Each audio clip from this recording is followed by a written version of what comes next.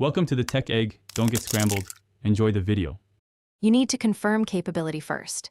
Inspect your phone's Wi-Fi specs in settings or the manufacturer page. If it's 2.4 GHz only, the radio cannot be changed.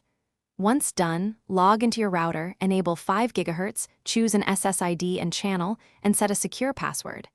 Make sure both devices are updated, router firmware and phone OS. These checks prevent wasted steps later, because software updates sometimes unlock compatibility or fix roaming issues that look like hardware limits. If your phone lacks 5 GHz hardware, use practical workarounds. One option is a dual-band router or phone that creates a 5 GHz hotspot. Connect your device to that network if it can see the SSID. Alternatively, connect your phone by USB tethering to a laptop that is on the 5 GHz Wi-Fi. Your phone will use the laptop's connection. A third approach is a repeater or mesh node that bridges 5 GHz into a 2.4 GHz signal your phone can use. This preserves speed advantages in many cases.